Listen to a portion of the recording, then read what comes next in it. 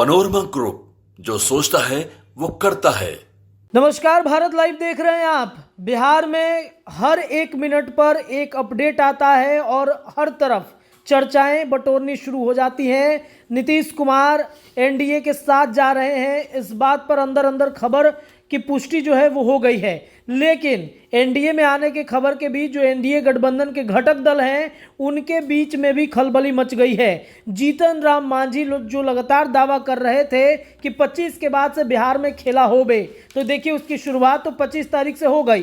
कल 25 तारीख के दिन जो दिन भर राजनीति बाजार गर्म रही, जिसमें कहा जा रहा था कि कल ही सरकार गिर जाएगी, लेकिन ऐसा कुछ हुआ नहीं। कल देर रात तक जहां दिल्ली में अमित शाह के आवास पर बैठक चली, तो दूसरी तरफ जीतन राम मांझी को भी मनाने के लिए नित्यानंद राय उनके आवास पर देर रात तक पहुंचे रहे। हमारे रिपोर्टर भी लगे रहे, लेकिन सुबह सुबह जब बाबा ने खबर करके बताया कि नित्यानंद राय आखिरकार जीतन राम मांझी के आवास पर क्यों गए थे, देखिए उस खबर पर भी पुष्टि हो रही है। नित्यानंद राय मनाने गए थे जीतन राम मांझी को। खबरें ये चल रही थी कि आरजेडी की तरफ से जीतन राम मांझी को एक बड़ा ऑफर मिल गया है। तो कहीं ना कहीं जो भारत लाइव और बाबा, साथ ही साथ हमारे संपादक नमन मिश्रा सर जो दावा कर रहे हैं, उस खबर के तरफ कहीं ना कहीं पुष्टि होती हुई दिख रही है। चलिए दोनों से जुड़ते हैं बारी बारी से। बाबा ने जो खबर किया था उसके बारे में चर्चा कर लेते हैं कि बाबा, आरजेडी के तरफ से ऑफर आया है जीतन राम मांझी के बेटे पर, जिस पर आपने भी खबर किया था कि डिप्टी सीएम बनाया जाएगा, जिस पर जीतन राम मांझी का बयान है कि सब अफवाह है। लेकिन क्या वाकई में ऐसा हुआ था? क्या वाकई नित्यानंद राय इन्हीं सब बातों पर गए थे मनाने के लिए? रत्नेश, सुबह जब हम खबर कर रहे थे संपादक नमन मिश्रा जी के साथ, उनके पास एक बड़ा इनपुट था, उसके आधार पर हम खबर कर रहे थे। तो हम संभावनाओं पर चर्चा कर रहे थे, कौन कौन सी संभावनाएं हैं। क्योंकि जैसे ही पीके शाही का नाम सामने आता है तो ये पता करना बहुत मुश्किल हो जाता है और ज़रूरी भी हो जाता है हमारे लिए कि आखिर भीतर खाने में हो क्या रहा है, किन संभावनाओं पर विचार की जा रही है। क्योंकि संवैधानिक बातों को ध्यान में रखते हुए नीतीश कुमार को कोई फैसला लेना होगा। और संवैधानिक बातें यहाँ इशारा कर रही थी कि अगर जीतन राम मांझी भारतीय जनता पार्टी के खेमे में हैं तो बहुत सारी चीज़ें बदलेंगी। लेकिन अगर कहीं रातों रात उनका मन बदल जाए तो संभावनाएं बहुत सारी बिगड़ सकती हैं। 2020 में जीतन राम मांझी जब सरकार बनने की नौबत आई थी, लालू प्रसाद ने तब भी उनको ऑफर दिया था। तब उन्होंने इस ऑफर को स्वीकार नहीं किया था और कहा था कि मैं भाजपा के साथ और नीतीश जी के साथ बहुत संतुष्ट हूँ। संभावनाएं भी नहीं बन पा रही थी क्योंकि दोनों को जाना पड़ता, वो संभावनाएं। लेकिन अभी जो वर्तमान परिस्थिति बनी है, जिस तरह से उठापटक हो रहा है, और अभी भी जनता दल यूनाइटेड के कई विधायक मिसिंग हैं, जिसको लेकर के चिंताएं बढ़ रही हैं। देखिए, मैं जैसा कि संपादक नमन मिश्रा जी ने कहा कि रातों रात ये खेल हो जाता, लेकिन अभी भी उन विधायकों की तलाश हो रही है। और जीतन राम मांझी के पास जो नित्यानंद राय रातों रात भाग करके आए, एक तरफ सम्राट चौधरी को दिल्ली बुलाया जाता है, नित्यानंद राय को पटना भेजा जाता है और मिलवाया जाता है उन लोगों से जिन लोगों की संभावनाएं हैं कि वो खेल में बंडोल कर सकते हैं। दूसरी तरफ हम एक और बहुत महत्वपूर्ण बात बताते आ रहे हैं कि लालू प्रसाद पिछले 6-7 महीने से पटना में बैठे हुए हैं। तो यूं ही नहीं बैठे हुए हैं, वो बिहार की सरकार चला रहे हैं वहाँ बैठे बैठे स्टीयरिंग अपने हाथ से। और अब जो परिस्थिति बनी है उसको कैसे अपने पक्ष में किया जाए, इसकी भी संभावनाएं व्यक्त की जा रही है।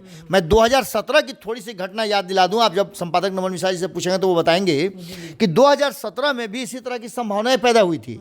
जैसे ही ये बात कही गई नीतीश कुमार तक, और तब नीतीश कुमार के अरुण जेटली बहुत ही करीबी हुआ करते थे, जिनकी कि आपने देखा होगा कि मूर्ति भी उन्होंने लगाई है पटना में। तो उन्होंने एक इशारा करके बताया और सीसीटीवी फुटेज दिखाया कि देखिए किस तरह से लालू प्रसाद और उनके पुत्र किसी खास व्यक्ति को लेकर के जो आपके हैं मेरे पास संपर्क कर रहे हैं। तो इस बात को लेकर के नीतीश कुमार को फौरी तौर पे एक्शन लेना पड़ा और 2017 में उन्होंने सरकार बदल दी थी।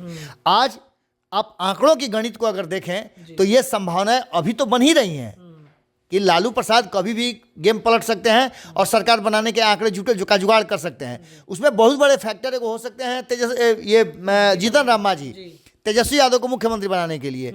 इन सारी बातों के साथ साथ आज सुबह से जो नज़ारा देखने को मिल रहा है कि चाहे जितनी भी दूरियां रही हो, कल तक नीतीश कुमार और तेजस्वी यादव अगल बगल में बैठा करते थे, कई कार्यक्रमों में हमने देखा। लेकिन आज जो सुबह से कार्यक्रम हमने देखा, गांधी मैदान में गणतंत्र दिवस का जो कार्यक्रम चल रहा था, उस कार्यक्रम में नीतीश कुमार और तेजस्वी यादव के बीच में एक खाली कुर्सी रखवाई गई थी और उस पर किसी का नाम अंकित नहीं किया हुआ था।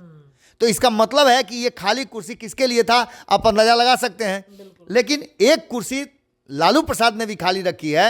आंकड़ों की गणित को अगर बतावें तो 243 का जो आंकड़ा अभी है विधानसभा में, उसमें 122 का आंकड़ा सरकार बनाने के लिए जरूरी होता है। और इसमें अभी जो वर्तमान परिस्थिति है दोनों खेमे की, उसको मैं बता दूं तो राष्ट्रीय जनता दल के पास 79 है, कांग्रेस के पास 19 है और लेफ्ट के पास 16 सांसद है, 16 है।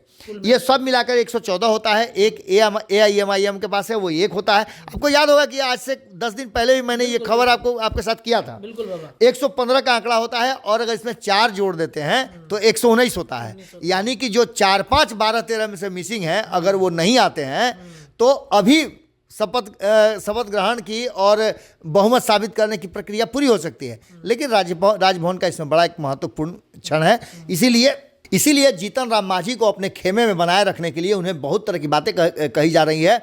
मैं जब आज निकल रहा था विधानसभा में झंडोत्तोलन के बाद, तो मैंने कोशिश किया था उनके लोगों से बातचीत करने के लिए। जीतन राम मांझी से तो हमारी बात नहीं हो पाई। जानकारी के अनुसार शायद वो दिल्ली के लिए प्रस्थान कर गए हैं मोदी से मुलाकात करने के लिए, अमित शाह से। लेकिन वहाँ ये बातें जरूर नजर आ रही थी कि नहीं, सब कुछ ठीक ठाक है और जीतन राम मांझी अभी भी उसी खेमे में बरकरार हैं, क्योंकि उनको ऐसा लगता है कि आने वाला भविष्य जो है वो इधर नहीं है बल्कि उधर है। और यहाँ पर आकर के मामला अटका हुआ है। उनको प्रलोभन भी दी जा रही है कि आपके पुत्र को तुरंत अभी मंत्रिमंडल मिलेगा जो छूटा है, आपको डिप्टी सीएम मिल सकता है, और भी बहुत सारी बातें हैं।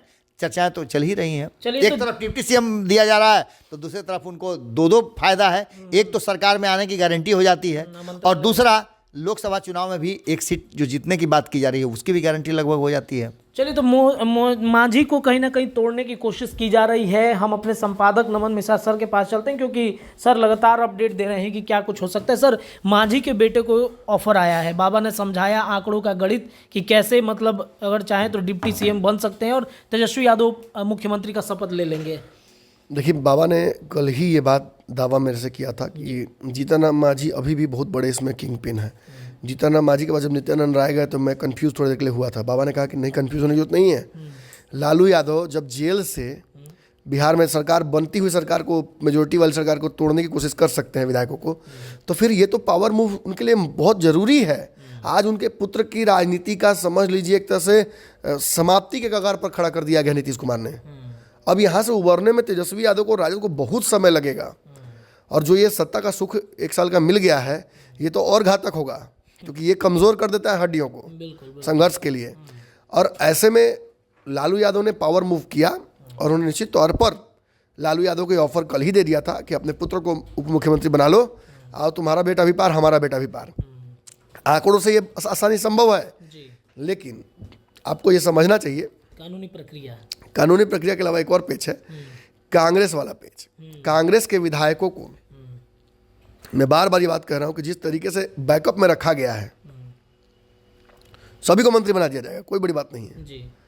उनको जब बुलाना होगा, जब तोड़ना होगा, अशोक चौधरी और वहाँ जो मौजूद लोग हैं कांग्रेस में सिंपैथाइजर्स नीतीश कुमार के, उसमें अजीत शर्मा भी हैं, अशोक चौधरी के सिंपैथाइजर के तौर पर बक्सर विधायक मुन्ना तिवारी हैं और भी लोग हैं, ये एक बार में आ जाएंगे तो नीतीश कुमार का दाव इधर से सफल हो जाएगा। लेकिन मांझी जी का इसमें बहुत बड़ा योगदान चाहिए।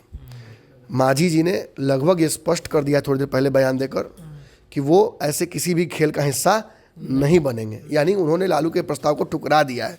पिछली बार भी ठुकराए थे मांझी जी, इस बार भी और उन्होंने कहा था कि लालू यादव ने कि मल्लाहों को लेके आता हूँ, आओ उसको भी बनाएंगे।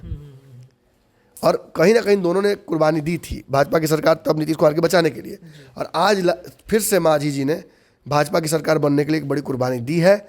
इस कुर्बानी के बदले मांझी जी को भाजपा अगर न्यायोचित स्थान नहीं देती है तो उसके बाद फिर मांझी अगर पलटते हैं तो फिर गलत नहीं होगा। कहीं ना कहीं दोनों तरफ से टर्म्स ऑफ एग्रीमेंट को पूरा करना होगा। पिछली बार भाजपा उनको गवर्नर तक बना रही थी, लेकिन नीतीश कुमार के साथ वो रहे। तो मांझी कितनी कुर्बानी दे भाई, इतना सारा ऑफर हर जगह से आएगा तो कोई एक्सेप्ट नहीं कीजिएगा, कोई ना कोई एक्सेप्ट कीजिएगा। लेकिन फिलहाल वर्तमान इनका सबसे बड़ा ध्येय अभी ये है कि बिहार में भाजपा की सरकार बन जाए, नीतीश कुमार मुख्यमंत्री बने ना बने, आगे चल के एक बड़ा राजनीतिक बिहार में स्पेस खाली होगा, उसमें इनके बेटे को बहुत कुछ मिल जाएगा जी। मतलब अपने बेटे के फ्यूचर के लिए वो भाजपा के साथ गठबंधन में रहेंगे और शायद भाजपा इनके लिए कुछ सोच के रखी है। देखिए, आज अगर सीएम बन भी जाते हैं तो तेजस्वी यादव से कितना दिन पटेगा, कितने दिन की सरकार रहेगी ये? कल तो फिर भाजपा से ही लड़ना है, और भाजपा ही से क्यों लड़िएगा? नीतीश से, चिराग से, कुशवाहा से, मलाह से, सबसे लड़ना होगा। लड़ना है बिल्कुल। तो आप उस लड़ाई में नहीं सक्षम है ना, आपके पास वोट बैंक उतना बड़ा नहीं है। तो आप राम वाला नाम जैसे लिख के पत्थर तैरा, उसी तरीके से आप भी तैरिएगा। भाजपा के साथ ही आपका फिलहाल भविष्य है। चलिए, भाजपा के साथ जीतन राम मांझी का भविष्य होगा। अफवाह उन्होंने बता दिया है कि हमें अफवाह तो नहीं है, अफवाह नहीं है। अफवाह तो नहीं है, ये तय मैं बोलता हूँ आपको। अच्छा, मतलब ऑफर गया था। बिल्कुल गया था। चलिए, तो जीतन राम मांझी को ऑफर मिला है, लेकिन उन्होंने ऑफर को ठुकराया है। देखते हैं अब क्या समीकरण बनता है। फिलहाल अभी के लिए इतना ही। जुड़े रहिए भारत लाइव के साथ। धन्यवाद। अगर ये वीडियो पसंद आई और वह बिहार के राजनीति और बिहारियत से सरोकार रखेनी तो सब्सक्राइब बटन दबा के चैनल के सब्सक्राइब कर ली। ओजे एगो घंटी बा, ओकरा बटन दबा देला से कुल सटीक और मारक खबर रुआ मुफ्त में मिल जाई। अगर रुआ पत्रकारिता के हमनी के नया प्रयोग में सहयोग कर चाहतानी तो ज्वाइन बटन दबा दी। पेटीएम नंबर नोट कर ली 9386816700। धन्यवाद।